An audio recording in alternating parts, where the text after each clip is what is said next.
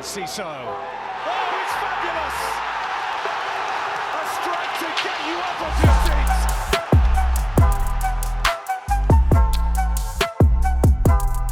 Hello and welcome to Seagulls Social, Season 4, Episode 6. This is, of course, our first ever Europa League reaction video. And unfortunately, it didn't go to plan. It wasn't the fairy tale story that we all hoped for. Ben also cursed it in the last pod, yeah, it's my saying fault. AEK Athens who, which came back to bite us in the arse. Just a joke. So cheers for that, Ben. Appreciate Just a that. joke.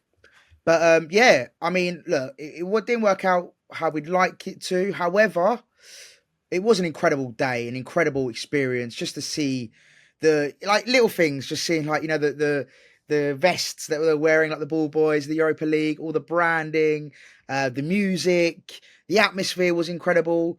Like the whole day was sick, and yeah, it just didn't go to plan. But Ben, of course, you are here. Unfortunately, Ryan is at the Brighton presser, so he's not with us, but he will be giving us his views later on via voice Via note. WhatsApp.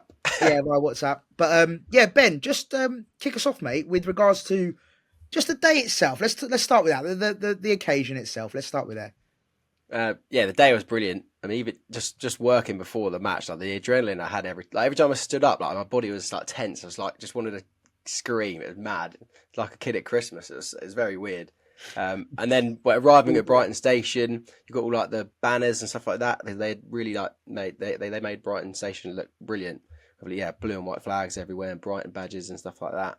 And yeah, getting straight to the Grand Central, saw Jack Albion there and all my lot. It was great, and yeah, the atmosphere was class, and yeah, I think just the whole day was just such an unbelievable experience, which outweighs the result.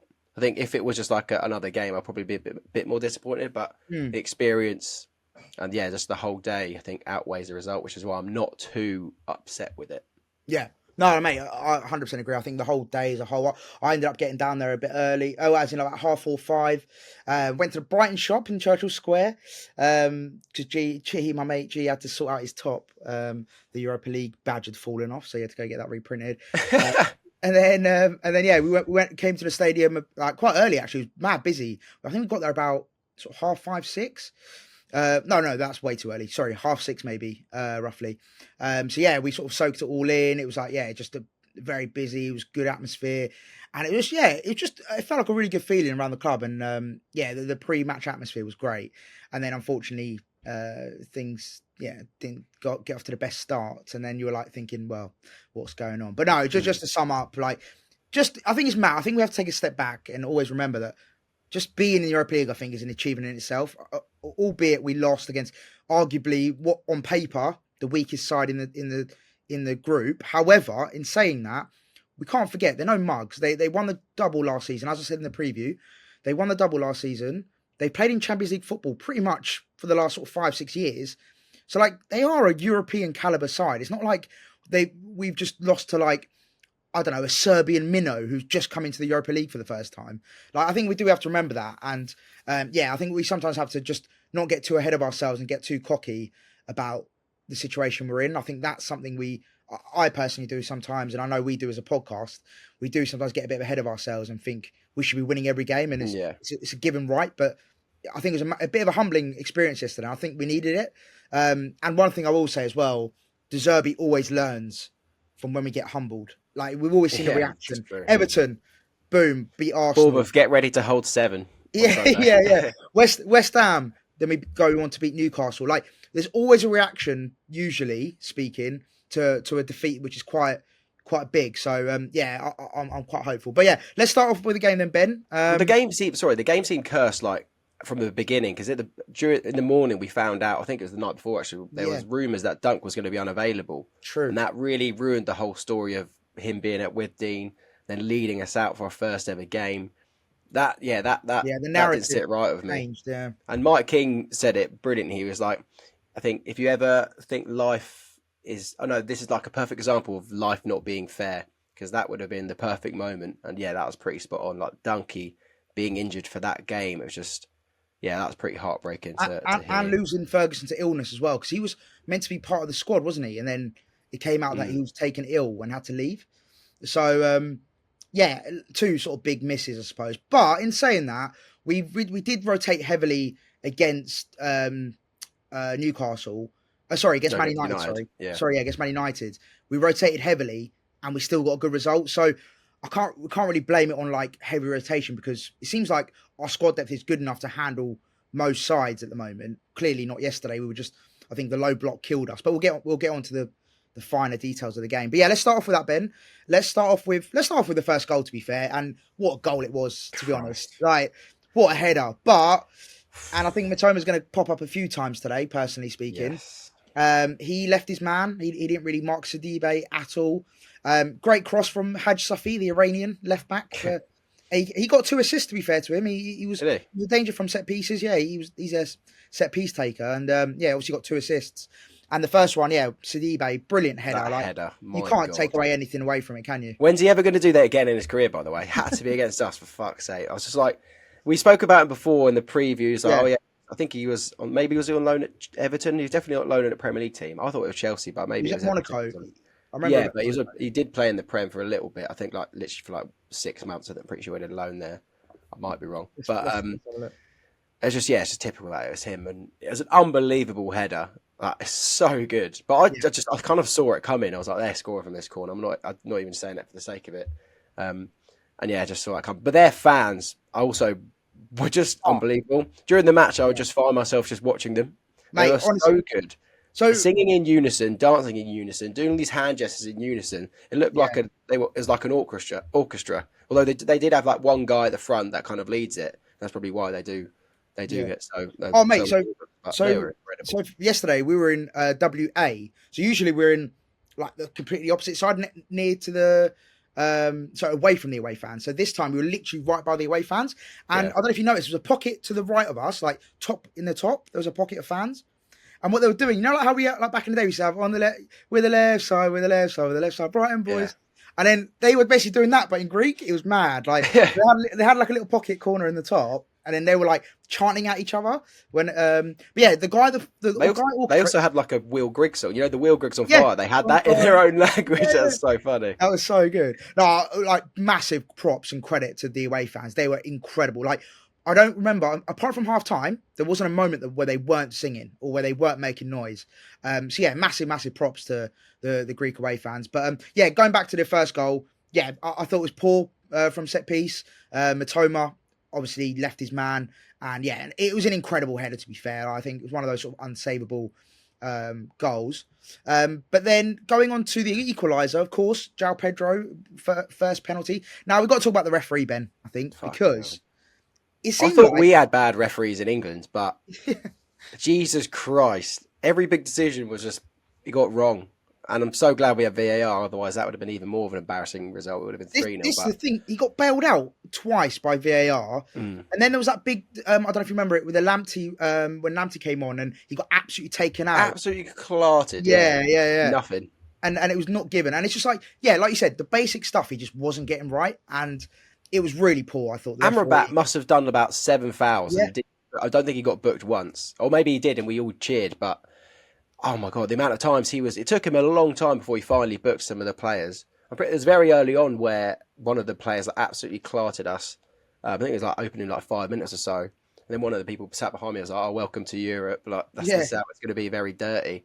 And they just didn't give anything. I don't even think it was a foul. And I just, after that, it kind of pissed me off. Well, I mean, AEK finished on 8 yellow cards. We finished, including De Zerbi, we finished on 5 yellow cards. So 13 yellows were brandished yesterday, which, you can tell it was one of those games where they were very physical. Like I said earlier, they played in a low block. They to be fair, they came with a game plan and they done it to a T. So, I mean, look, we've got to give credit to AEK. They came with a game plan. They took it out to a T. And do you know what? Before we get on to the equaliser, the penalty itself, because we all know it was a stone wall, let's be real. As we all saw in the replays. Before we get on to that, I just wanted to ask you, because I thought with everyone was sort of focusing on defensively, and I'll be honest, I think defensively we were poor. I thought Igor and Van Hecker weren't at their best, especially Igor, I think, struggled. And I know it was his first game and all that. I thought he was all right. I think he was great, to be honest. All right. I thought defensively we were poor, to be honest. Yeah. We lacked, obviously, Dunkey missing was huge.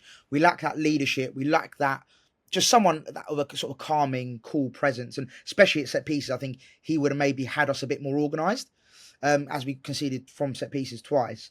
Yeah, I saw our set piece coach getting stick on Twitter, Yeah, I being like saw something that. like getting paid to do nothing or But something like that. my point was actually defensively. I don't think it was our downfall. I think it was actually going forward. I thought we really lacked like that cutting edge. Like was it that last 10, 15 minutes was the most frustrating thing because we just didn't. We weren't taking shots. We weren't pumping the ball into the box. It was like we were just passing it around the back, and I was like, Yeah.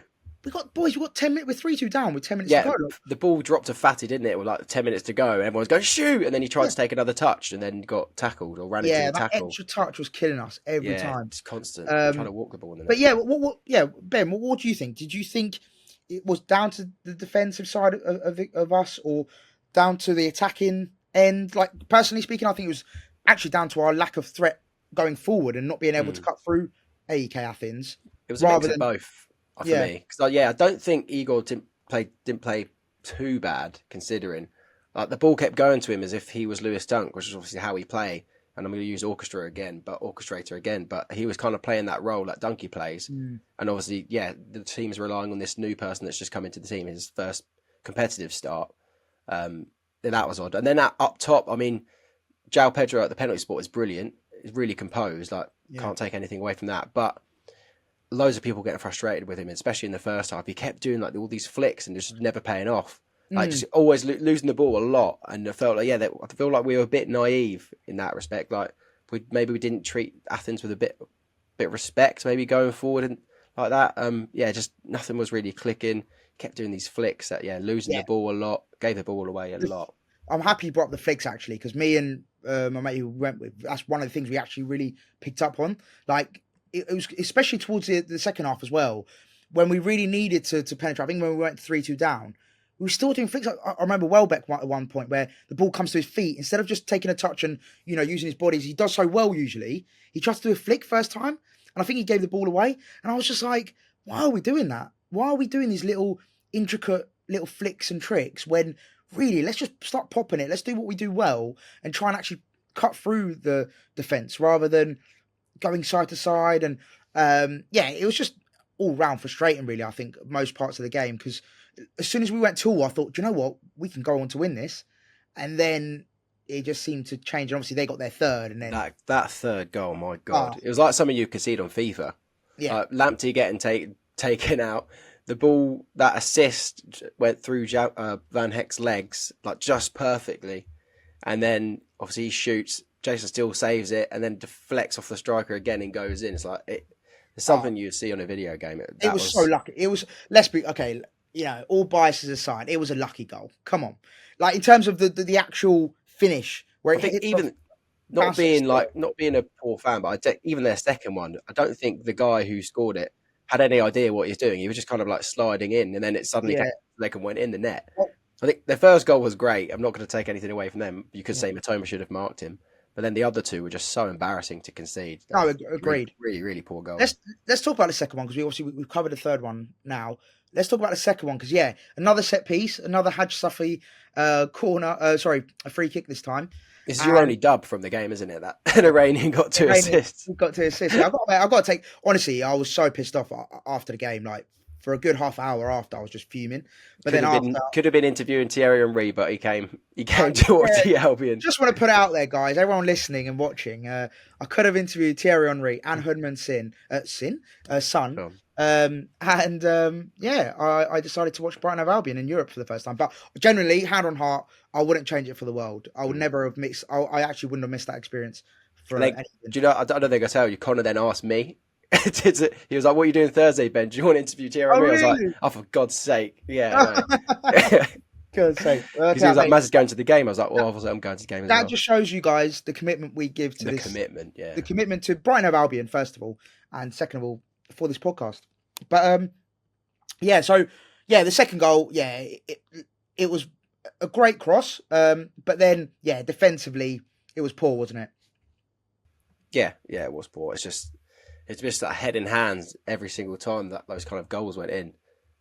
And again, their fans just went absolutely mental. I wouldn't have wanted to be sitting in the south stand or the east stand in between them, because they looked like they were giving it. But Oh mate, it was yeah, that was pure chaos. yeah, it was poor. It was poor from our perspective, and yeah, in the end, yeah, and again we went down 2-1, and it was always like every time we were chasing the game, weren't we? It was never a point where we were in control, and I think that's what really killed us. Usually speaking, we are in control. Obviously, possession-wise, I think we ended up 75% to 25% possession. But again, even though we had the possession, I didn't really feel like, oh yeah, we're going to score now. Do you see what I'm saying? Threatening with it. Yeah, we didn't look threatening with it, and Yeah. it seemed like it was very similar to the West Ham game. And then when we were doing the review of the West Ham game, we were saying it was very similar to the Everton game last season. And those games they all seem pretty similar, which I guess is that a worrying thing now, because we said that the Everton one was a freak game, and we said the West Ham one's a freak game that's only happened once a season, but now it seems to have happened again already in a matter of weeks. No, mate, 100%. I think you've got to question, yeah, is that a consistency thing? Is that form thing? A lot of rotation as well, Europe coming into play. I think we're going to have to accept and also expect not to win every game. We can't win every game. Like, that's just never going to happen. What? Yeah.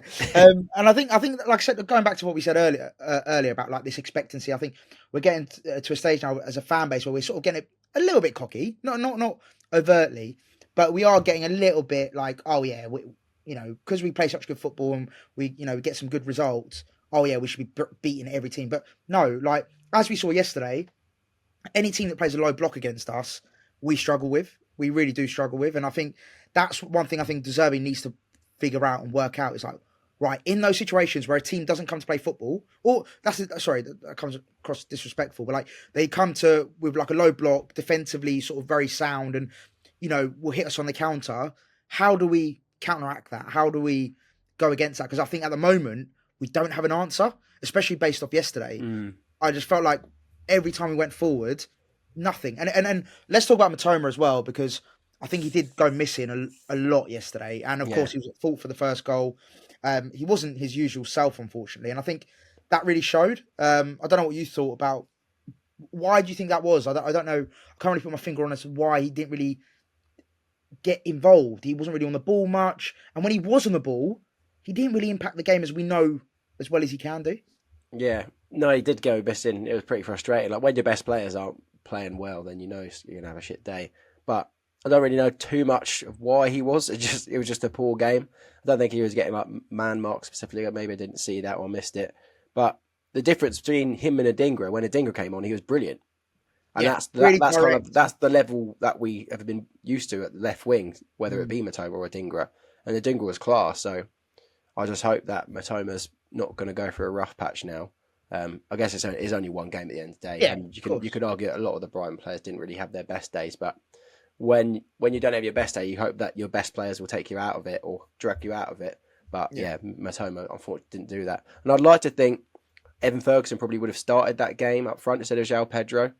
I feel like that because João Pedro, it just did not work. Other than penalties, obviously, it didn't work. He wasn't like people around me were always getting really frustrated because our strikers usually drop deep to collect the ball from the midfielders or the centre backs, but he was never really doing it. And especially when we had the ball from like goal kicks or playing at the back, he was never doing that dropping deep thing. I think he'd done it twice, maybe. Would you rather have him at the 10? Maybe at the 10 or on the wing, yeah. But I guess just for the opposition, he didn't work as a number 9 for me. I think Evan Ferguson or Welbeck would have done a much better job. What do you think of Ansu Fati? Because obviously, first start for Brighton, I thought he didn't do anything wrong, and I just don't think he sort of really showed what he's all about. I didn't think. I mean, he had a few good touches here and there, and again, like you said, overall team performance wasn't great. So you're not really going to be able to. I don't think that helped. No, of course. He had a shot in the first half, that was saved. I think. Yeah, it was saved or it just went wide. Yeah, and then I think people got quite frustrated that part that I mentioned earlier, where he had the ball, he had the opportunity to shoot literally on the edge of the box or just inside the box, and decided to run into a tackle instead. He didn't play too bad, but I guess when the whole team weren't playing great, it was tough to judge him on that. No, 100%. But do you think, based off that performance, did you see glimpses of why he was he was an incredible talent and sort of up and coming at Barca? Could you see that from yesterday's performance? Not massively. I think there were maybe a couple glimpses, but I wouldn't say there were huge glimpses of the class. I'm sure he's going to come good. And again, Yeah. it's literally he had 20 minutes against United, and then But a game also, 90 minutes, poor 90 yeah, minutes as well.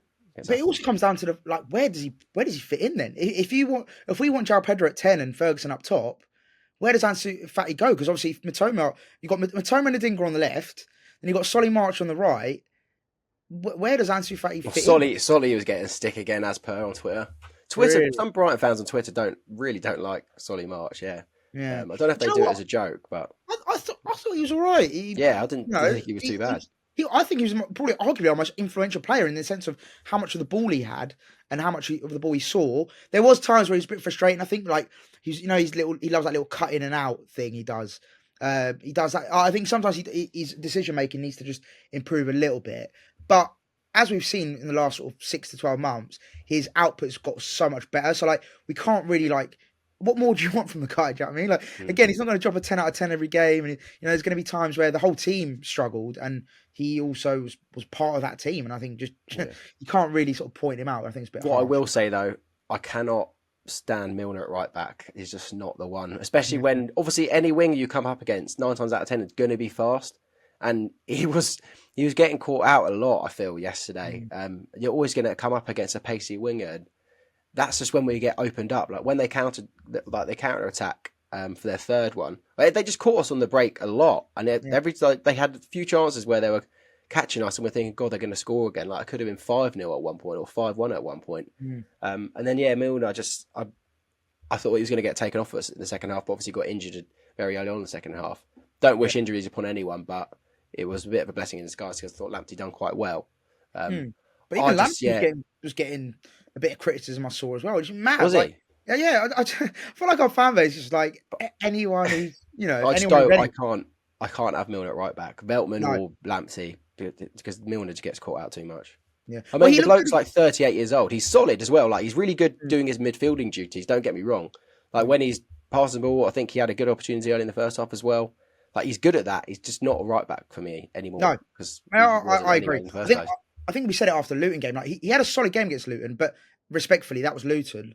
And also West Ham was very poor, wasn't it, when he was at right back? Very similar game where we kept getting caught out. He's not the player that you want to be doing that. No, when the team sits back against you, you need to be ready for them to counter. And when you've got someone with like 30 pace on FIFA, it's the worst. I'm joking. Yeah, when you've got someone slow like that defending, it's curtains. Yeah. All right. I know because obviously time as well. So just quickly before we sort of wrap up the game, we also need to play Ryan's thing as well. Yeah, we need to play that as well. So just quickly, 2 chances that sort of I think were big ones we've got to talk about quickly. Adingra's shot, the keeper made a cracking save, to be fair. Stankovic made a cracking save from Adingra from the left. And I thought that was, really good play, cut in and a really good shot. And, really top save from the keeper. And then João Pedro, 1-on-1, great through ball, to be fair. I think it was Van Hecke, I think it was, with a fantastic through ball. Whoever it was, I can't remember who it was now. But it was a fantastic through ball. An incredible touch from João Pedro. And then from a tight angle, I personally think it was a tough angle to score from, but I saw a lot of people around me who were like, oh, he should be doing better there, he should be scoring. I feel like he should have done better. Maybe it might a better angle, but I feel like he should have done better. Yeah. Yeah. Interesting. Well, let us know in the comments or whoever's watching, let us know whether you think João Pedro should have scored. But me personally, I think it was a tough chance. But overall, just to sum up the game, frustrating evening. I think AEK Athens, credit to them, they came and they had a game plan. They conquered. I think. Exactly, in Greek style, in Greek fashion. Big credit to their fans as well. They made incredible noise. So good. I think just everyone take a quick, pause and just remember where we are, who we are, where we've come from. Just enjoy it. Let's enjoy it. I know I was very frustrated by the result yesterday, but we still got another 5 games to go. And we usually play better against the more expansive teams, so the Ajaxes, the Marseilles. We should. Who both drew, by the way, so that was a bit of a plus. 100%. Neither of them won. Yeah. And then final thing before I let you do the voice note, Ben, I just want to quickly say, I've noticed, a lot of people are getting lots of messages last night from rival fans saying, "Oh, Brighton lost, blah, blah, blah, like you're too big time, blah blah." I just want to say one thing, right?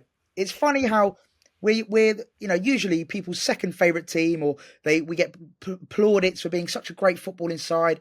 And then as soon as we either beat their side at the top 6, or we get too close to, change the equilibrium of the table and all these big clubs, that's when they seem to be like, oh yeah, you know, let's bring them. You need humbling. You need humbling, and it's like, well, I don't get that sort of mentality. It was like we as fans don't usually sit here and go, we're the best, we're the best. I know there's sometimes where we might do that, but I don't get this whole narrative of like, we need humbling. You need to know your place and all this stuff. This is coming from Chelsea fans and Man United. Well, Chelsea fans who aren't in Europe, by the way. So they're saying we need humbling. They finished 12th last year, didn't they? Where did they? Are they not playing in Europe this year? Nope. No, they're not. Neither are Spurs. And then like, yeah, I was having some Man United fans. Yeah, Man United fans were coming at me after we beat them at Old Trafford, by the way. So yeah, look, it's just funny how we're under their skin, though, is it? It's just funny. Brighton, yeah. But this is the thing, like everyone's all like, oh yeah, they're great. Love what Brighton are doing. Hope you finish top 4. But don't do too well. Yeah, but don't do too well, because then otherwise we're going to hate on you and we're going to say all this shit. But yeah, there you go. It's just funny how that works, isn't it? But Ryan wants to give his quick thoughts on the game. So Ben, without further ado. Yeah, so he was at the presser and couldn't do it. This is the only time we could do it. Right, so this is Ryan. This is my thoughts on Athens. I'm very surprised with how they played. If I'm honest, they took me by surprise. But at the same time, I think it's actually a good thing. And I think I'm going to sound like a psychopath here, but I feel like whenever Roberto De Zerbi early on has a bit of a hit back, we saw last year in the Carabao Cup against Charlton. Look at the FA Cup run we had. Got all the way to the semi-finals and played very well, knocked out Liverpool. Roberto De Zerbi didn't drop the subject of Charlton for, about 6 months. So the way I look at it is that it's a nice time to take a hit like that. So I think I'm quite confident going into the rest of it, because if a team plays and expands against us like Marseille could, like Ajax could, I have a little bit more sort of confidence towards it. So I wanted to just put my sort of opinion in so that you can put it on the podcast. So yeah, hopefully that's covers everything. Just to say as well, I mean, look, end of the day, there's worse situations that we've been in to complain about, do you know what I mean? So yes, we were wet. Yes, it was whatever, but it was a historic day, historic night, going to watch Brighton in the Europa League.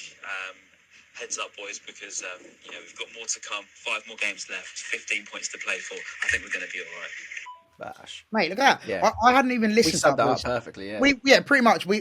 He's actually pretty much summarised the whole podcast in a minute. So I hadn't actually listened to that voice note, but no, he's bang on. I agree with everything that's been said. I think just enjoy it. We still got 5 games to go, and as I said right at the beginning, De Zerbi usually gets a big reaction from his players after a big defeat. And so we're going to do a Bournemouth preview ahead of that game at some point. I don't know if we are, because maybe not. Maybe not. I don't have the time. But we'll do a quick 30-second preview. We'll hopefully win and bounce back. That's my preview. There you go. Okay, cool. Hopefully we see a reaction. Oh, and on that, actually, De Zerbi did come out in his press conference today saying that there's going to be lots of changes. He said apparently he's going to do a big rotation. So we're going to look like we're going to see another 11 on Sunday. I think Ferguson's going to potentially make his way back. But Dingra to start for Mitoma, that would be nice, I think. Yeah, there's a few doubts actually. I think Milner's a doubt after coming off injured. Yeah. Quickly, let me just quickly get Naylor's tweet. He tweeted about it earlier. Where is it? So yeah, Milner, Pascal Gross, muscular problem. Also not clear cut on Dunk and Ferguson. Jeez. So there's a few late calls there. So that'll be interesting to see what kind of team we put out. But fingers crossed we bounce back against Bournemouth and we can get a good result. Quickly, Ben, score prediction for Bournemouth? At home, I'm going to say 2-0. Nice. I'm going to go, just so no backfiring, I'm going to go 1-0 Brighton. Just to be very... I feel like they're going to score, actually. Dominic Solanke, probably. 2-1. We've been very leaky. Yeah, maybe 2-1. I do want to say before we wrap up, at half time yesterday, Maz, probably one of the nicest things someone's ever said to me in my life. Came up to me and was like, an older gentleman as well, probably like 50 years old, maybe, something like that. But yeah, he came up to me. He was like, "Oh, look, just want to say what you, Maz, and Ryan do is like one of the few things I get to look forward to in life and that sort of thing." Said there's been going for a really rough time this year and that sort of stuff. And he looks forward to our podcast every week, and that's like the thing that kind of brightens up his week.